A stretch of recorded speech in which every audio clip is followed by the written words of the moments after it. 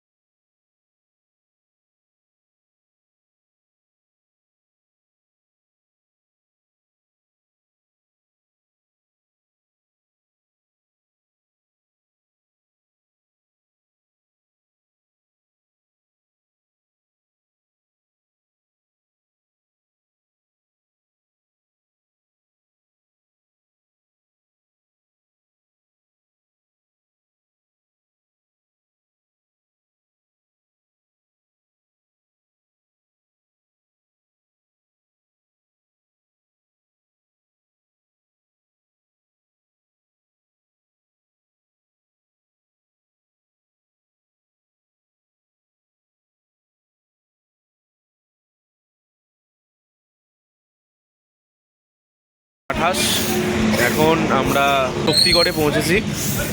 প্রচণ্ড ঠান্ডা লাগছে ভোরবেলার দিকে, ঠান্ডাটা গাড়ির স্পিড তোলা যাচ্ছে না, প্রচণ্ড ঠান্ডা, গ্লাভসের ভেতর দিয়ে ঠান্ডা ঢুকছে। আস্তে আস্তে গাড়ি চালাতে হচ্ছে। এখন একটুখানি চা খাবো, চা খেয়ে শরীরটা একটু গরম করে গাড়িটাকে একটু রেস্ট দিয়ে আবার বেরোবো।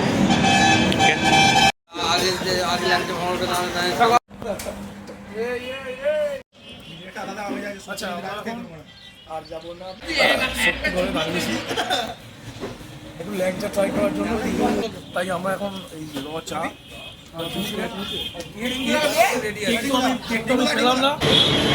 সকাল সকাল চা খেতে খুব ভালো লাগছে। লিকার চা ভাঁড়ের মধ্যে, যতটা পারছি হালকা করে খাওয়ার চেষ্টা করছি, বেশি ভারী খাবার না খাওয়াই ভালো। ডাইজেস্টিভ বিস্কুট আছে, চা খাওয়া হয়ে গেছে, এবার বেরোবো। আবার সব রেডি করে নিচ্ছি, এক্ষুনি বেরোবো। আমি বারবার বলছি, মানে যে একবার ওই পানাগড় অব্দি চলে আসবে ওই প্যাচ বা ডাইভারশন বাদে, এদিকটা এখনো হয়নি। বাট এদিককার রাস্তাটা অসম্ভব সুন্দর রাস্তা, অসম্ভব সুন্দর রাস্তা। এদিকের রাস্তাটা ওটা অনায়াস আচরণে 190 ক্রুজ করা কোনো ব্যাপারই নয়। সব রাস্তা অসম্ভব সুন্দর রাস্তা, মারাত্মক রাস্তা। পানাগড়, কাঁচরানগর কীসব দেখাচ্ছিল। একটু পলিউশন হচ্ছে, লাল মতো কি দেওয়া আছে দেখে আমি বুঝতে পারছি না, কিন্তু রাস্তাটা মানে অসম্ভব সুন্দর রাস্তা, অসম্ভব। মানে যেটা আমরা কভার করতে 2-3 ঘন্টা লেগে গেল, তার ডবল, মানে সেই ডিস্টেন্স আমাদের কত কম টাইমে হয়ে গেল আমরা নিজেরাও বলতে পারবো না।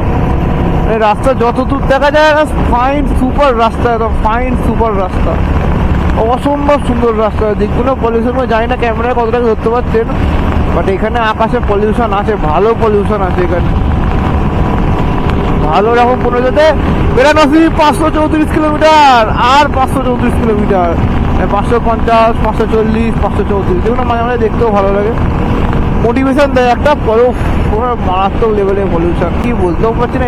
এই রাস্তাটা আমি একদমই প্রথম, আর এটা আমার ফার্স্ট এত দূর রাইড। দীঘা, পুরী, এই মানে দীঘা, জয়পুর, ফরেস্ট, মন্দারমণি এসব গেছি, এত বড় রাইড কোনোদিন করবো বলে স্বপ্নেও ভাবিনি। হঠাৎ একদিন ভাবলাম, সবাই বন্ধুরাও ছিল, ওরাও আছে, কেউ সামনে পেছনে আছে, ঠিকঠাক সেরকম কেউ মেনটেন হচ্ছে না, যেহেতু সবারই প্রথম।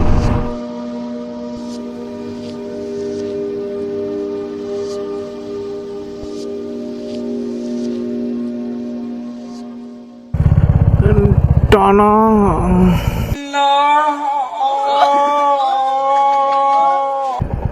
একটু 201 কিলোমিটার রাইডের পরে এখন বাজে হচ্ছে 8:32। আমরা এসেছি Jaunpur Yadav UP dhaba.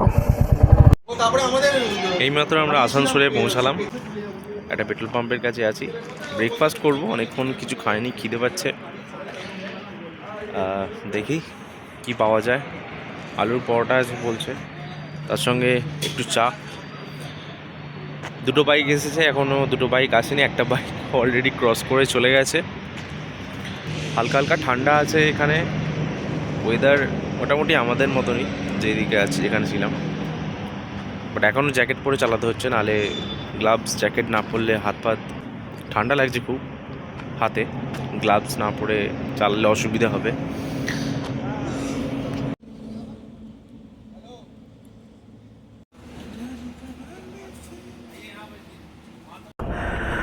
Total bill হলো 280 টাকা, নন রেকমেন্ডেড, কারণ কোনো খাবারে নুন নেই। প্রেশার যাদের হাই আছে তারা, যাদের সুগার আছে, প্রেশার আছে, তাদের জন্য ঠিক আছে। মানে একটা চাটনি দিয়েছে, ধনে পাতা, লঙ্কার, ওতেও নুন নেই কিছু। আলু পরোটার পুরেতেও নুন নেই, কিছুই নেই। চলো বাই, এবার ডাইরেক্ট দেখা হচ্ছে বরাকর নদীর ব্রিজ।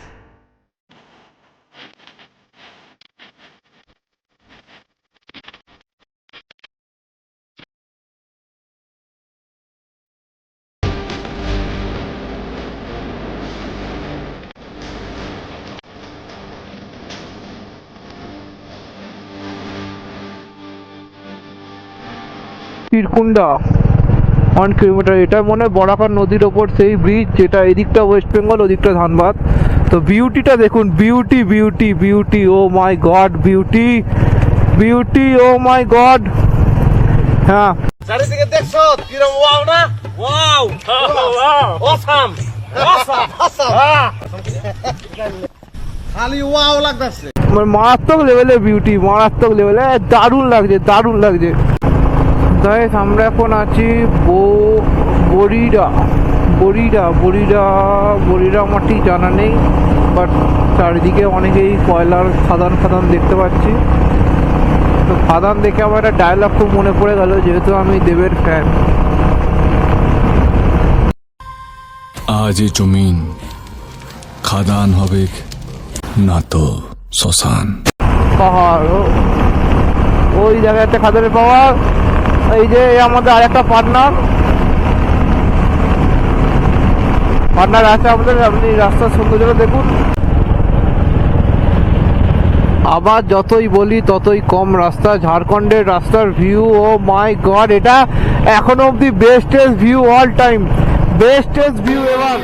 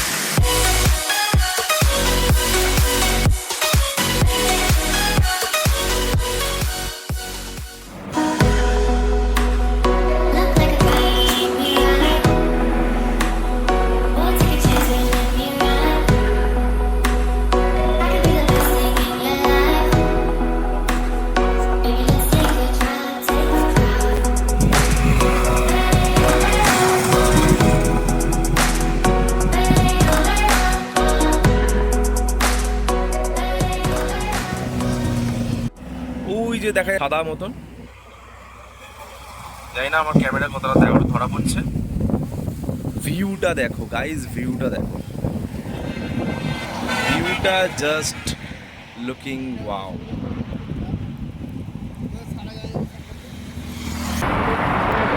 গাইজ আমরা এখন পরেশনাথ পাহাড়ে এসে পৌঁছেছি। ঘড়িদের টাইম বাজে হচ্ছে 11:52। ব্যাকগ্রাউন্ডটা খুব সুন্দর। আর এই হচ্ছে ব্যাকগ্রাউন্ডে পরেশনাথ পাহাড়। এই দাঁড়িয়ে রয়েছে আমার সিম্বা, আর ওটা দাঁড়িয়ে রয়েছে টিঙ্কুদার গাড়ি। একটা গাড়ি পেছনে আছে আর একটা গাড়ি আসছে। আর এটা হচ্ছে সৌগত, ওটা হচ্ছে মিনাল, ওদের সারা জানাবো সম্পর্ক। আর এই যে আমাদের ম্যানেজমেন্টের দায়িত্বে যিনি আছেন, ঝাড়খণ্ডের রাস্তা প্লাস বাইকটাকে সার্ভিসিং করেছি পুরো মাখন। আর ঝাড়খণ্ডের তেল বললে, ঝাড়খণ্ডে আমি তেল ভরেছি 1000 টাকা তেল ভরেছি, 95 টাকা না 97 টাকা করে লিটার আছে। 97 টাকা লিটার। আমি ফুল ট্যাঙ্ক করলাম 900 টাকায় ফুল ট্যাঙ্ক হয়ে গেছে আমার। টাকায় ফুল ট্যাঙ্ক। আমি তো ভাবছি এখান থেকে তেল নিয়ে গিয়ে আমি ওয়েস্ট বেঙ্গলে বিক্রি করে দেয় কোটিপতি মিলেনিয়ার। এসব স্কিম কাউকে বলার নয়, এটা আমরা সত্যি করবো। This is business. দারুণ দারুণ।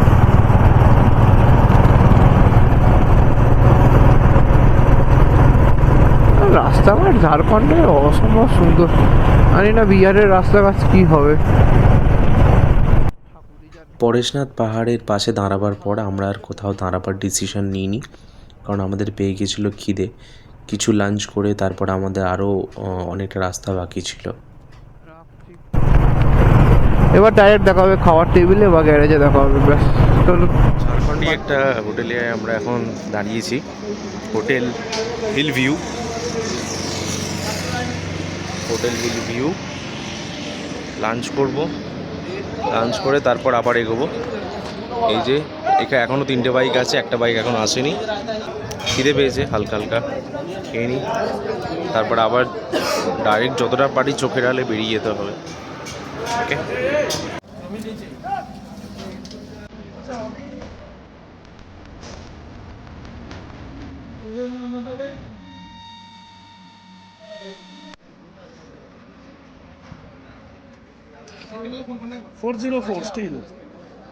কিছু কেটে দেখা।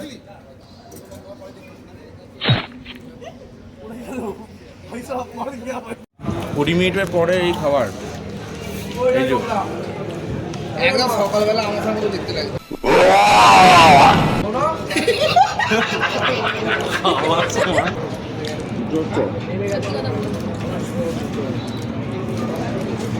বালতি করেই ডাল মাখানি আর তরকারি ছিল।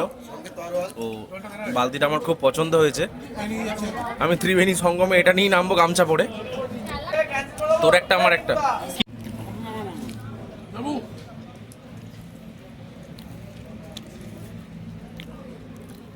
করার পর অনেকক্ষণ সময় কেটে গেছে, এবার আমরা বেরোবো, যতটা পারি টেনে নেবো। দেখা যাক, অনেকক্ষণ সময় কেটে গেছে, 2:23 বেজে গেল, কখন পৌঁছাবো কে জানে। তো এই আমাদের লাঞ্চ কমপ্লিট হলো। এই হোটেলের নাম হোটেল হিল ভিউ, পুরো পাহাড়ের কোলে হোটেল, মানে দুর্দর্শ লোকেশনে হোটেল, পুরো পাহাড়ের কোলে। মানে ব্যাক সাইডটা গেলে আরও বুঝতে পারবেন। বাট রেকমেন্ডেড নয়, প্রচুর ভিড় হয় আর জিনিস প্রচুর ওভার প্রাইসড, মানে প্রচুর টাকা দাম জিনিসের। 2টো ডিমের অমলেট বলছে 80 টাকা। খেতে হলো, খেলাম। আমার 2টো ডিমের অমলেট, একটা রেড বুল, একটা তন্দুরি, 2টো তন্দুরি রুটি বাটার দিয়ে, আর একটা রায়তা নিয়ে পড়লো 620 টাকা। অনেকটাই লাগলো, কিন্তু খিদেও পেয়ে গেছিলো আর একটু হেলদি খাবারের ওগুলোই ছিল, তাই খেলাম। এবার বেরোবো, এবার হয়ে গেছে সব। এবার পুরোটা চেষ্টা করবো ননস্টপ যাওয়ার, কোনো না টাইম নেই হাতে। চলুন, দেখা হচ্ছে মোটর ব্লগিং সেটআপে।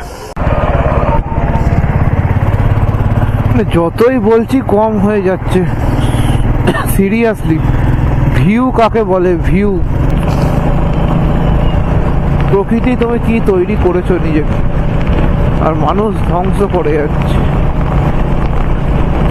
হ্যাঁ, ঝাড়খণ্ডে যারা আসবে তারা এখানে অনেক ড্যামও আছে, ম্যাসেঞ্জার ড্যাম, তারপর হচ্ছে আর একটা বড় নদীর উপর ড্যামটা আমার এই মুহূর্তে খেয়াল আসছে না, পরেশনাথ পাহাড়ের ওখানে আছে। ওই ড্যামগুলো একটু হাতে সময় নিয়ে এলে ওগুলো ঘুরবেন, আমি গ্যারেন্টি দিয়ে বলতে পারি ওটা ভালো লাগবে আপনাদের। সত্যি কি সুন্দর দৃশ্য, মানে সব ক্লান্তি, শরীরের সব ক্লান্তি ধকল এভরিথিং এভরিথিং সব মিটে যাচ্ছে একবারে। গ্লাসটা খুলে ফেললাম আমি, একটু হাতটা ব্যথা হয়ে যাচ্ছে বলে। গুগল ম্যাপ বলছে এখনো 311 কিলোমিটার বাকি, 6.5 ঘন্টা মতো সময় লাগবে। দেখি 9টা তো দেখাচ্ছে, কতটা কি করতে পারি দেখি। ভাই আজকেও এত জ্যাম কিসের ভাই? ভাবলাম ফাঁকা থাকবে, আজকেও এত জ্যাম। পেছনে অতটা জ্যাম পাস করে এলাম, আবার এত জ্যাম। সবটাই পুরোপুরি ম্যানমেড জ্যাম হচ্ছে, ম্যানমেড জ্যাম পুরো। বাহ বাহ বাহ বাহ, বাপ রে বাপ, আজকেও এত জ্যাম।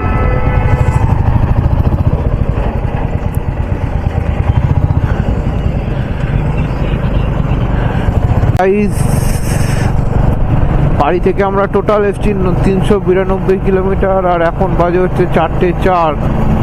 আমরা এসে চলে এসেছি চম্পারণ ফরেস্ট। সন্ধ্যে ঠাকুর ডাকতে টপকনে আমাদের ছিল চম্পারণ ফরেস্ট।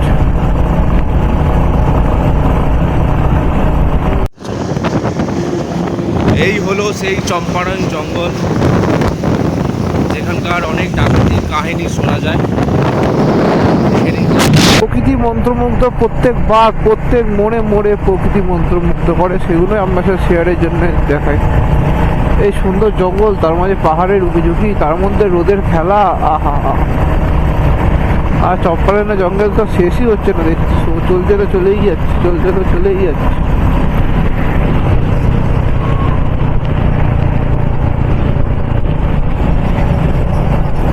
এখানে ঠান্ডা ভালোই পড়ে, যা বুঝতে পারছি আমাদের বেঙ্গলের থেকে এখানে। আহা ভাই সিনারি, ও মারাত্মক সিনারি। অসম্ভব কিছু দিতে পারি আর না পারি, আপনাদের কিন্তু অসম্ভব সিনারি তুলে ধরেছি, এটা আপনারা অস্বীকার করতে পারবেন না।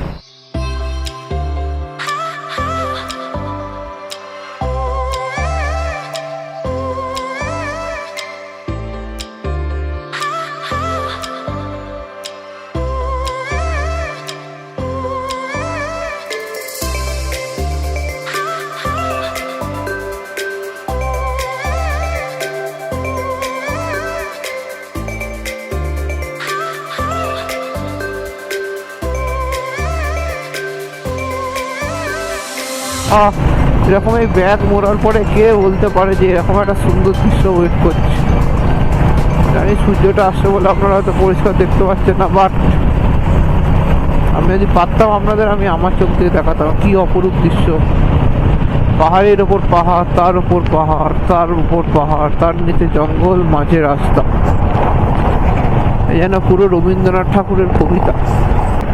এও ওয়েস্ট বেঙ্গল, ওটাও ওয়েস্ট বেঙ্গল থেকে কত লোক আছে রে ভাই, এত ওয়েস্ট বেঙ্গল বাঙালি মেলা কাদের, যদি আমাদের বাঙালি, এই জন্য বাঙালি কার গর্ব বোধ হয়।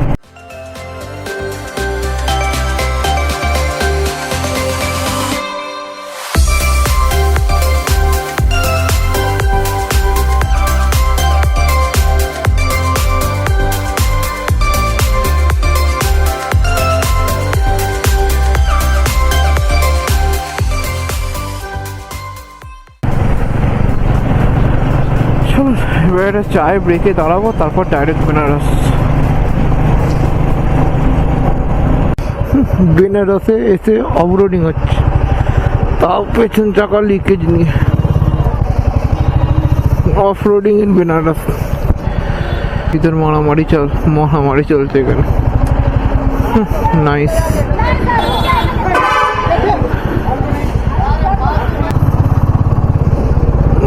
সানসেটটা দেখো, ওফ মারাত্মক লাগছে সানসেট, মারাত্মক সানসেটটা দেখতে লাগছে। আহা, পুরো ডিমের কুসুম, একদম হাফ বয়েল ডিমের কুসুম।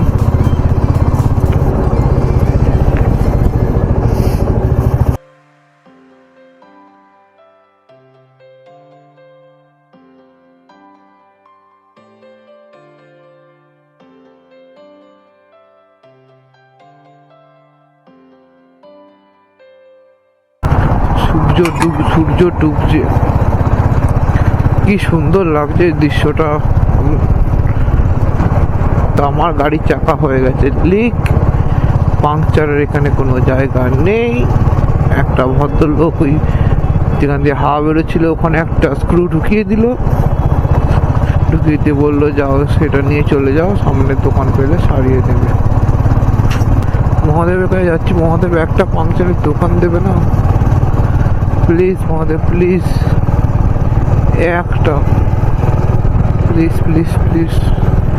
হা হা হা, কি লাগছে সূর্যটাকে, ও কি লাগছে, ও কি লাগছে। মহাদেবকে বলছিলাম যে মহাদেবের কাছে যাচ্ছিলাম, তাতেও কোনো পাংচারের মেশিন পাইনি সারানো। বাট এই দাদা বললো করে দেবে। থ্যাংক ইউ দাদাকে, অনেক বড় বিপদ থেকে বাঁচালো আমাকে। ও thank you. Har Har Shambhu, Har Har Mahadev.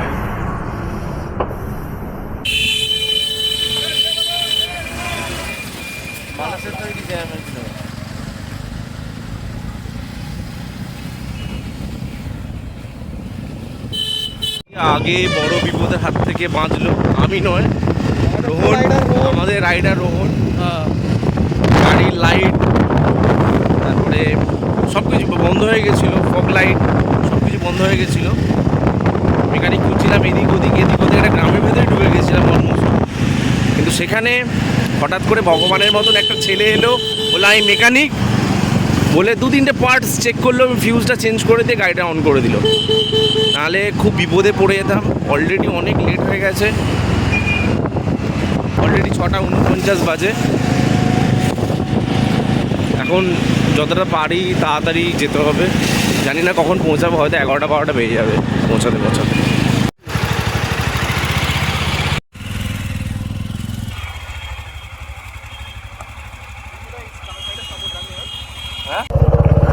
Worst experience ever in Prayagraj. এটা দিয়ে গুগলের ভাষায় চলছি। ভাই এই বেনারস আর এই বিহারের রাস্তা এত খারাপ না, পুরো অফ রোড চলছে এখানে। মানে এটা কোনো রাস্তা দেখেছো? এটা কোনো রাস্তা হয়? ফুল লোডেড গাড়ি নিয়ে অফ রোডিং চলছে এখানে ভাই। এক্সপিরিয়েন্স। এটা সোন নদীর মাঝখান দিয়ে আমরা আসছি, বুঝতে পারছো? এটা সোন নদী, এই নদীর মাঝখান দিয়ে আমরা আসছি।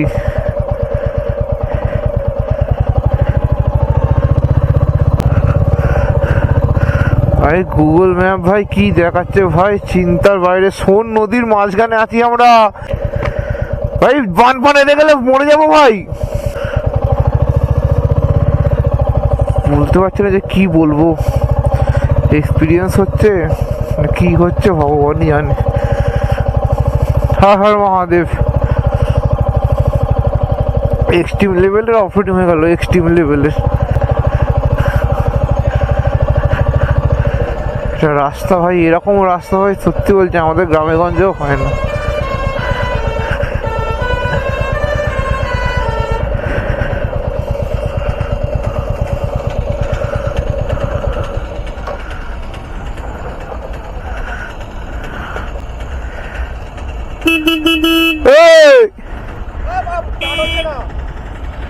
হ্যাঁ ঠিকই, আমারই গাড়ি স্টার্ট হচ্ছিল না, মাঝখানে বন্ধ হয়ে গিয়েছিল।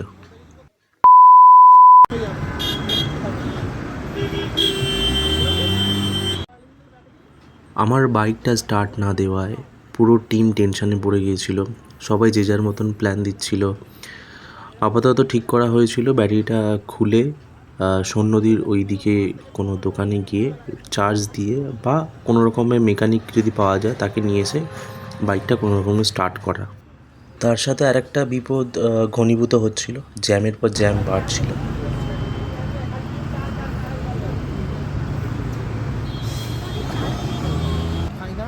এইরা খায়, হ্যালো, সিগারেট খায়, মেয়ে খায়,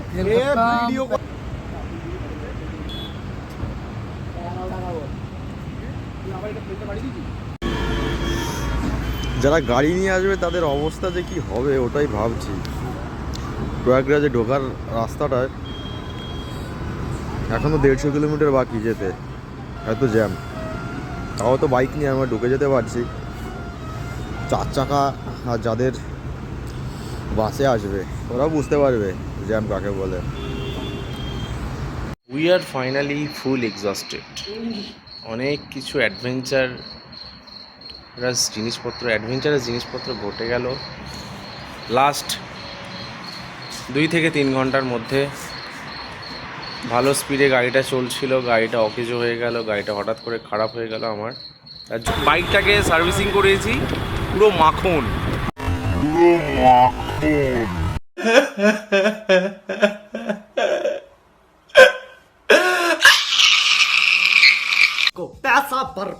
জন্য পুরো গ্রুপটারই মানে প্ল্যান পুরো চেঞ্জ হয়ে গেল। গ্যারেজে নিয়ে গেলাম, এখনও পর্যন্ত গাড়ি ঠিক হয়নি, গ্যারেজেই পড়ে আছে, কাল সকালে ঠিক হবে। আমরা এখন অন্য হোটেলে এসেছি, এখন আমরা বেনারস পৌঁছাতে পারিনি। আমাদের আরও 3টে বাইক পৌঁছে গেছে, রওনা দিয়েছে। কাল আমরা গাড়ি টাড়ি সারিয়ে আমি আর মিনাল এখন বাট ফুল এক্সাইটেড। সব কিছু অ্যাকসেপ্ট করতে হবে জীবনে, খারাপ ভালো সব কিছুই অ্যাকসেপ্ট করে দিতে হবে। জ্ঞানের কথা বলে ফেললাম অনেক কিছু, ঠিক আছে। এখন খুবই ক্লান্ত দুজনে, সারা মানে কাল রাত থেকে বলতে গেলে বাইক চালাচ্ছি, একবার ও একবার আমি। এখন রেস্ট নেবো, খাওয়া দাওয়া হয়নি অনেকক্ষণ, খাওয়া দাওয়া করবো। ওকে, নেক্সট প্ল্যান কাল সকালে উঠে আগে নতুন মানে গাড়িটা ঠিক করাবো, ব্যাটারি চেঞ্জ করতে হলে করবো। তারপর বেনারস, তারপর কুম্ভ মেলা কবে হবে এখন জানি না, দেখা যাক।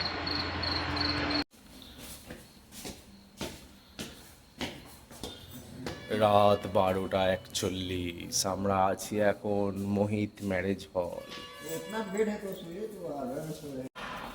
আরে সাবাস, হেবি তো। হ্যাঁ,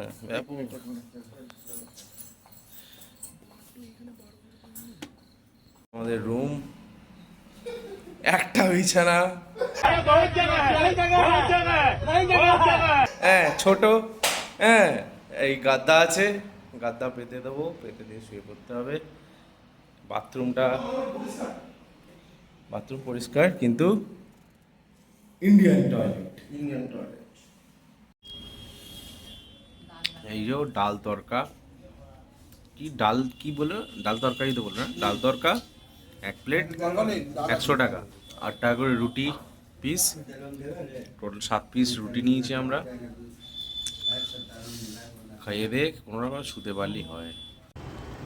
বাকি যে 3টে বাইক বেনারসের জন্য রওনা দিয়েছিল তারাও খুব সহজভাবে বেনারসে পৌঁছাতে পারেনি, তাদের অনেকটা সময় লেগেছিল, কারণ তারা খুব বড় জ্যামের মুখে পড়েছিল। কারণ সেই দিনটা ছিল শনিবার, সবাই কুম্ভের দিকে এবং বেনারসের দিকে যাচ্ছিল, তাদের পৌঁছাতে ভোর হয়ে গিয়েছিল। এরপর আমরা কিভাবে বেনারসে পৌঁছাই, সেখান থেকে কিভাবে আমরা প্রয়াগরাজ যাই, বাইকটা কিভাবে ঠিক হয়, তার জন্য দেখতে হবে পরের পার্ট।